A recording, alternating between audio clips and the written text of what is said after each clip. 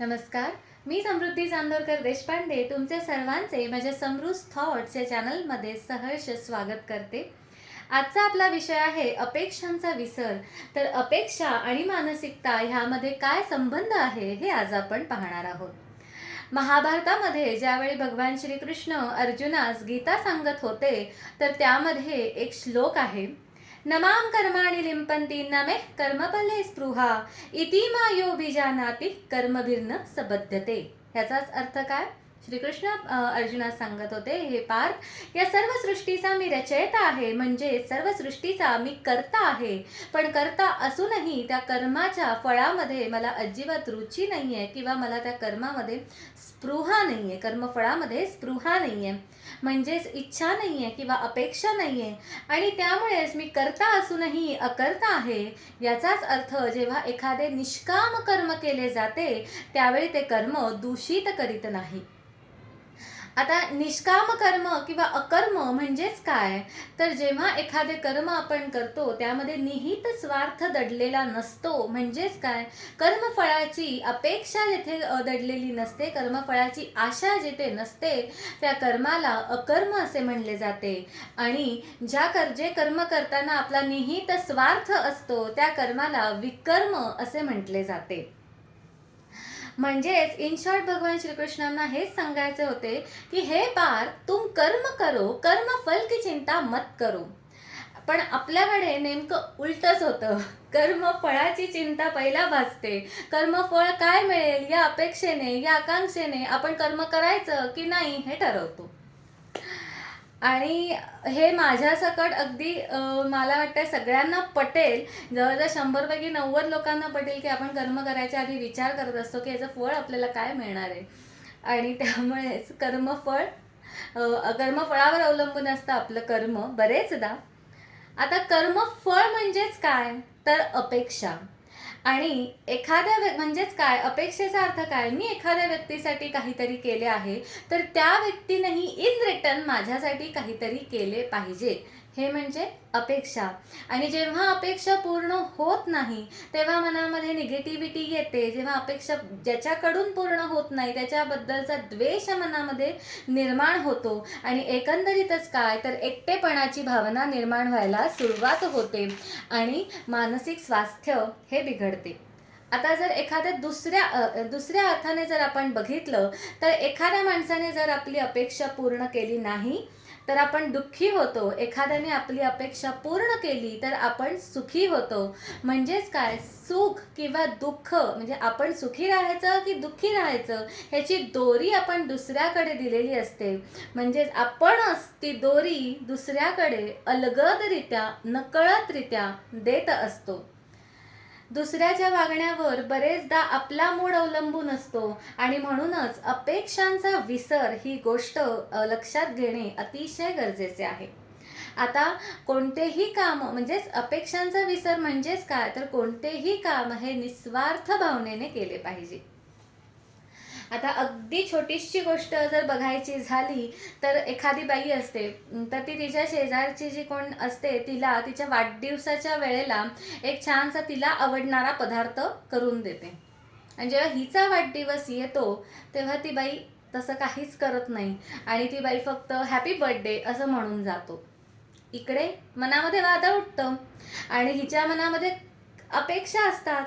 का वादळ उठतं? तर त्याचं उत्तर आहे की हिच्या मनामध्ये अपेक्षा असतात की मी जसं हिला वाढदिवसाला काहीतरी छान नवीन काहीतरी करून दिलंय, तसं तिने मला पण माझ्या वाढदिवसाला करून द्यावं. पण ते पूर्ण होतच असं नाही. तिचा पूर्ण वाढदिवसाचा दिवस जातो पण तिच्या मनातली जी खंत असते ती निघून जात नाही. आणि अशा जेव्हा छोट्या छोट्या अपेक्षा आपल्या पूर्ण होत नाहीत आणि त्या अपेक्षा भंग जेव्हा आपल्या मनामध्ये होतो तेव्हा अपेक्षा भंगाच्या ज्या ज्वाला असतात त्या मनामध्ये घर करून राहतात.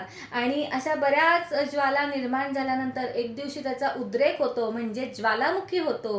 आणि एकतर तो रागाच्या स्वरूपात ज्वालामुखी बाहेर पडतो किंवा तो वाईट वाटून रडण्याच्या स्वरूपात ज्वालामुखी बाहेर पडतो. म्हणजे आपल्या दोन्ही भावनांमध्ये तो ज्वालामुखी बाहेर पडू शकतो.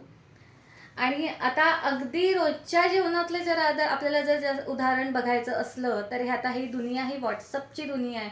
बरेचशा गोष्टी या व्हॉट्सअपवर शेअर केल्या जातात.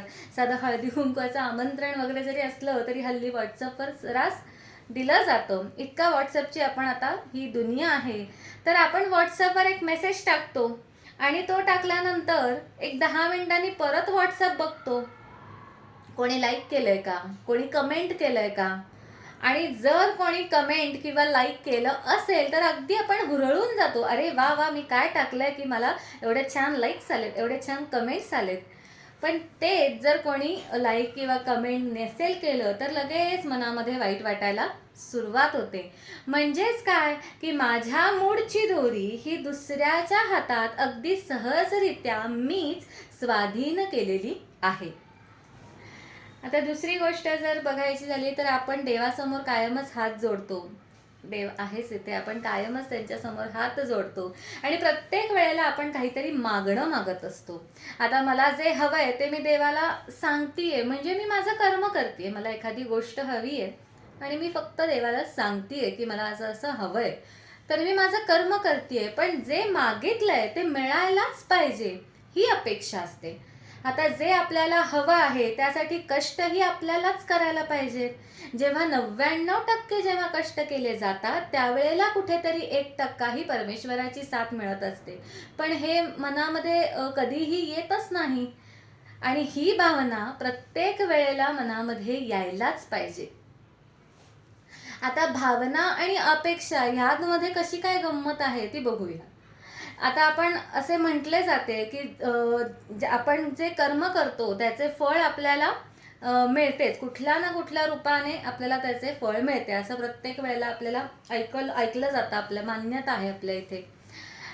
आपण जेव्हा एखादं चांगलं काम करतो तेव्हा प्रत्येक वेळेला आपल्या डोक्यामध्ये एक विचारचक्र सुरू असतं की मी हे चांगलं काम करतेय तर मलाही त्याचं फळ मलाही त्याचं जे फळ असेल ते चांगलं मिळालंच पाहिजे. ही एक अपेक्षाच असते आपली.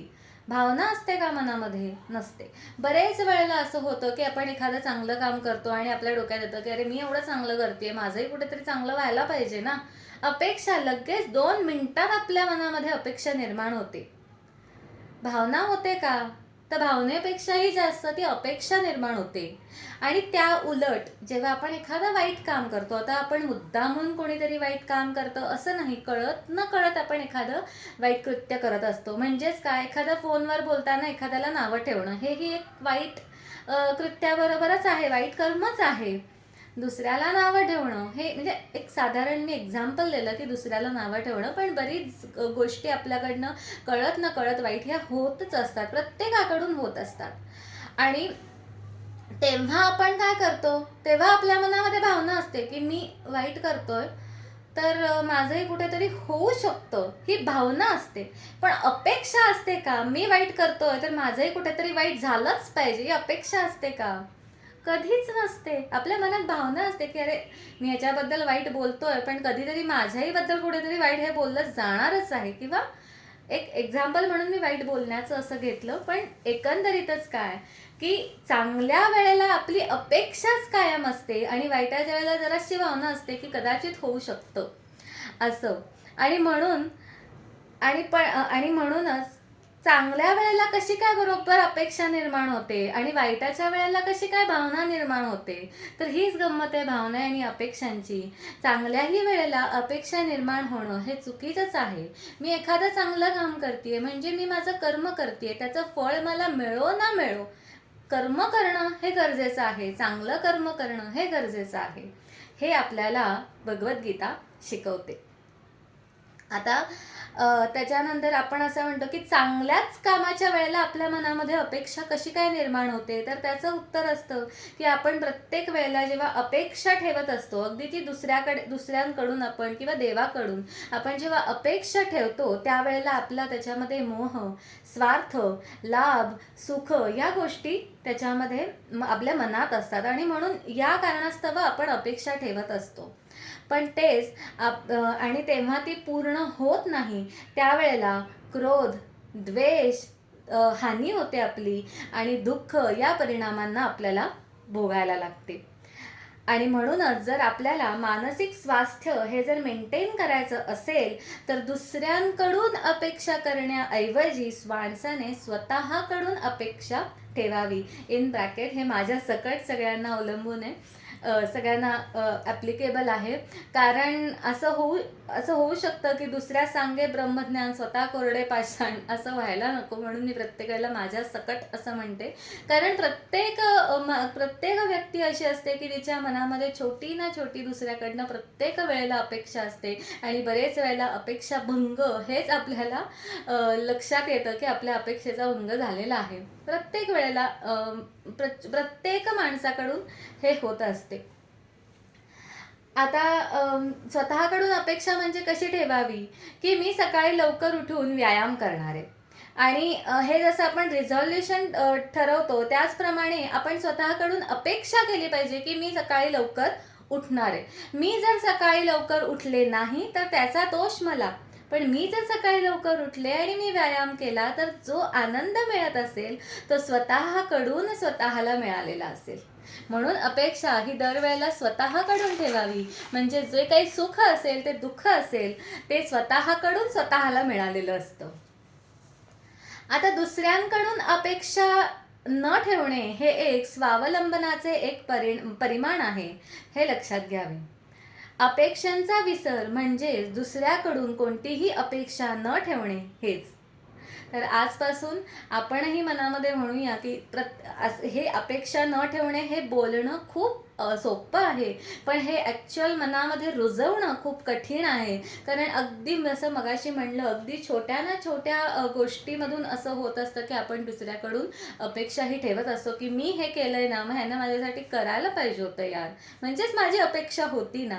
पण आपण दरवेळेला आता हा विचार केला पाहिजे. गीतेने आपल्याला एवढी मोठी शिकवण दिली आहे की कर्मफळाची चिंता केली नाही पाहिजे. जे काय मी करतीये ना, मी दुसऱ्यासाठी करतीये, पण हे मी माझं कर्म करतीये. मला कोणी येऊन सांगितलं नाही की तू हे दुसऱ्यासाठी कर, माझ्या मनाने मी करतीये, म्हणजे मी कर्म करतीये. मग त्या कर्मफळाची चिंता मी केली नाही पाहिजे. मला जे मिळेल ते चांगलंच आहे, मला नाही मिळालं तरी चांगलंच आहे. तर तुम्हाला जर हा व्हिडिओ आवडला असेल तर प्लीज लाईक, सबस्क्राईब करा. सबस्क्राईबच्या शेजारी एक छोटंसं बेल आयकॉनचं बटन आहे, त्याला क्लिक करा, म्हणजे मी नेक्स्ट व्हिडिओ जो टाकेन त्याचं तुम्हाला नोटिफिकेशन येईल. प्लीज कमेंट करायलाही विसरू नका जर तुम्हाला खूप जास्त व्हिडिओ आवडला असेल तर, आणि शेअरसुद्धा करायला विसरू नका. तोपर्यंत धन्यवाद.